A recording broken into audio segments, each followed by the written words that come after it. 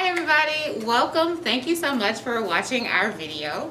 Hopefully this is the first of many years when we do a Black History celebration. So again, thank you, and this is a monumental day. I don't know if we've ever had a celebration quite like this. So again, thanks for coming. What you'll see after this is just our contributions from our Mehlville family that, they decided they wanted to do something to help celebrate. So I hope you all can enjoy the video and celebrate along with them. Again, thanks for coming. Happy Black History Month. Lift Every Voice and Sing is a song written by James Weldon Johnson and was set to music by his brother John Rosamond Johnson in 1900. The hymn is known as the Black National Anthem, but it's much more than just that. For over a century, this song has had a powerful place in American history. The historic and meaningful message it expresses has had and continues to have one of the most significant impacts in the heart of the African American community. Lift every voice and sing till earth and heaven ring with the harmonies of liberty. Let our rejoicing rise high as the listening skies. Let it resound loud as the rolling sea. Sing a song full of the faith that the dark past has taught us. Sing a song full of the hope that the present has brought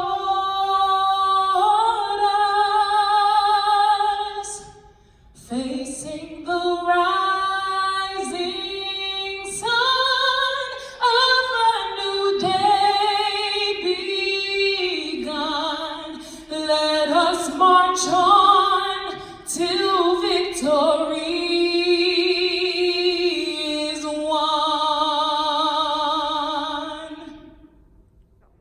Hi, I'm Ms. Hornberg. I'm one of the social studies teachers that created the Black History Month posters. We created these posters as a way to celebrate Black History Month, spark conversations and inspiration about the contributions both present and past Black Americans have made to our country. Hope you check them out. Hey, I'm Miss Bush. I'm the other social studies teacher who worked on these posters. You can find one set in the art hallway, in the social studies hallway, and the first floor. I'm Mrs. Neighbors, and I'm celebrating Black History Month by introducing you to a hometown hero of mine, Tom Bass. Tom Bass is from Mexico, Missouri, the same hometown I'm from, and our town is known as the saddle horse capital of the world, thanks to Tom Bass. Tom Bass was a famous horse trainer, and he was an equestrian showman. We have a whole museum in our town devoted to him and the saddle horse industry. He also invented the Tom Bass bit, which was to train horses in a humane way. So it was less painful for the horses, and so it's a bit that is still used in horse training today. And he was well known and well respected throughout our region and throughout the world.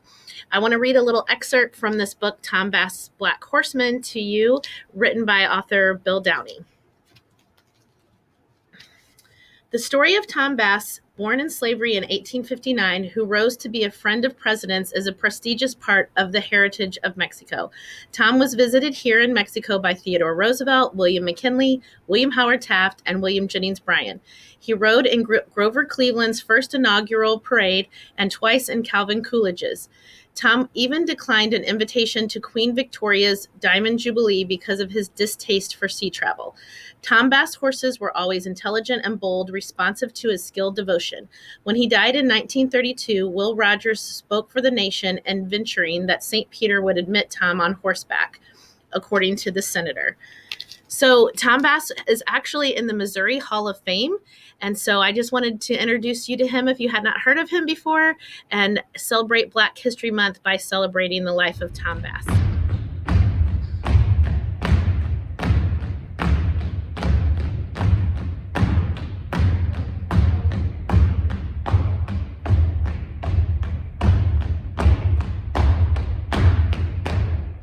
STEP has had a long tradition in the African American community. It is an important part of culture at historically Black colleges and universities, also known as HBCUs.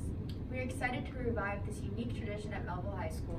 Now please enjoy the MHS Steppers performance. Hey Steppers! Hey Steppers! Yeah! Why don't we introduce ourselves? We are the MHS Steppers and we're ready to show just how the sound of an army comes from 4 hearts ago. So like the strength of the Panthers, we will show you right now just how the MHS Steppers break it down. Here we go now.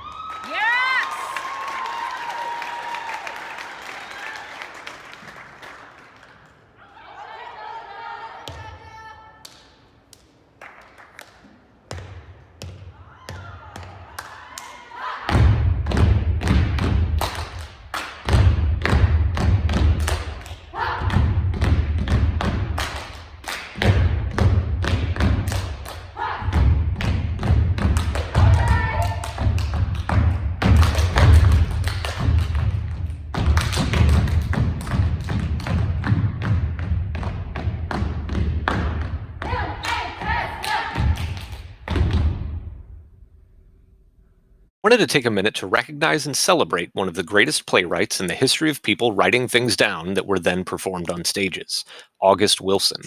Along with being at the very top of his craft, what makes Wilson and his work particularly appropriate to highlight during Black History Month is that his most famous plays were making history while examining Black life throughout the 20th century.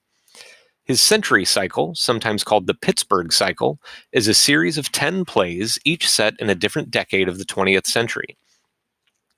And quoting from Wilson's obituary in the New York Times, quote, "His work depicted the struggles of Black Americans with uncommon lyrical richness, theatrical density, and emotional heft, in plays that gave vivid voices to people on the frayed margins of life, cab drivers and maids, garbage men and sidemen, and petty criminals. In bringing to the popular American stage the gritty specifics of the lives of his poor, trouble-plagued, and sometimes powerfully embittered Black characters, Mr. Wilson also described universal truths about the struggle for dignity, love, security, and happiness in the face of often overwhelming obstacles. In dialogue that married the complexity of jazz to the emotional power of the blues, he also argued eloquently for the importance of Black Americans honoring the pain and passion in their history, not burying it to smooth the road to assimilation. For Mr. Wilson, it was imperative for Black Americans to draw upon the moral and spiritual nobility of their ancestors' struggles to inspire their own ongoing fight against the legacies of white racism." End quote. During his career, he earned 7 New York Drama Critics Circle Awards, a Tony Award, and 2 Pulitzer Prizes. You can check out each of the Century Cycle plays from the MHS library and then use whatever devices you have to watch recent film adaptations of Ma Rainey's Black Bottom, starring Viola Davis alongside Chadwick Boseman in his last role, and Fences, starring Davis and Denzel Washington. Do yourself a favor and dig into August Wilson's work soon. I've been walking with my face turned to the sun.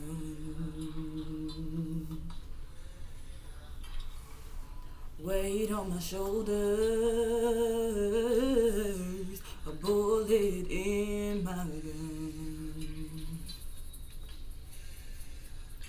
Oh, I got eyes in the back of my head, just in case I'd have to run.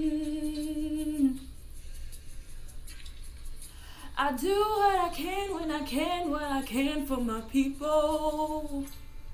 While the clouds roll back and the stars fill the night, that's when I'm gonna stand up. Take my people with me. Together we are going to a brand new home. Far across the river, do you hear freedom calling? Calling me to answer. Gonna keep on keeping on. I can feel it in my bones.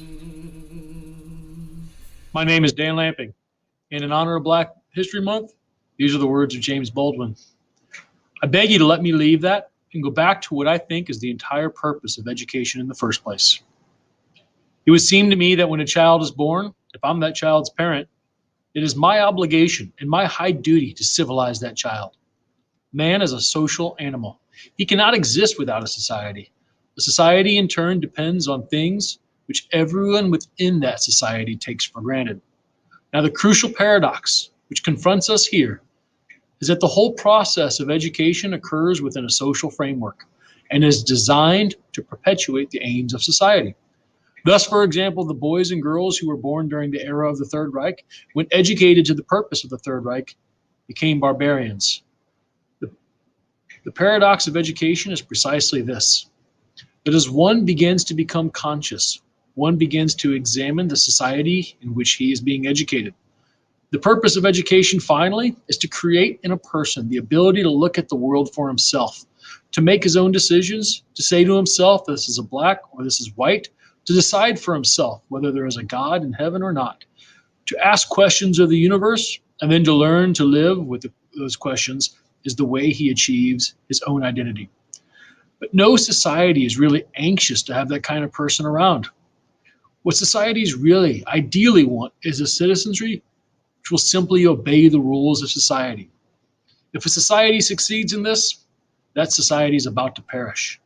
The obligation of anyone who thinks himself as responsible is to examine society and to try to change it and to fight it, at no matter what risk. This is the only hope society has. This is the only way societies bring change. I began by saying that one of the paradoxes of education was that precisely at the point when you begin to develop a conscience, you must find yourself at war with your society. It is your responsibility to change society if you think yourself an educated person. And on the basis of the evidence, the moral and political evidence, one is compelled to say that this is a backwards society. My name is Makira Smith, and I'm going to be reading a poem called Ruby Showed the Way by Carl Oakes. Ruby Bridges was only 6. People tried to hit her with sticks. Hateful words at her thrown, hate to all with her skin tone. She went to school on her own. The kids all left. She was alone. She wants to learn everything in life, but she goes to school with strife. Ruby was brave and learned at school, with just one teacher who was cool. Her teacher smiles, but Ruby sees her fear and uncertainty. Ruby does her best to stand tall and not let fear make her fall. Ignoring hate coming from the crowd, Ruby makes her country proud. In fear and ignorance, people stayed until Ruby showed the way. Be respectful and do what's right, and then peace will be in sight. Hi everyone, My name's Cheryl Oglin, and I teach English here at Mehlville. And in order to celebrate Black History with the Black Student Union, I would like to tell everyone a little bit about Lorraine Hansberry, who wrote this fabulous play called A Raisin in the Sun.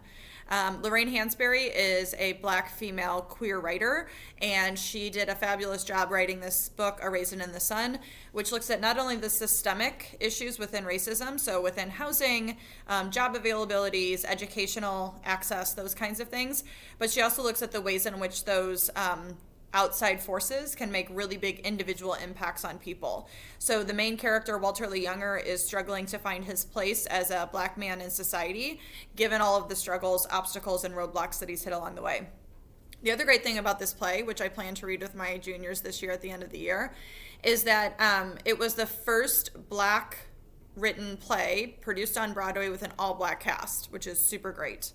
Lorraine Hansberry herself was a force to be reckoned with. She's done a lot of great writings, and she was able to fight against injustices her whole life.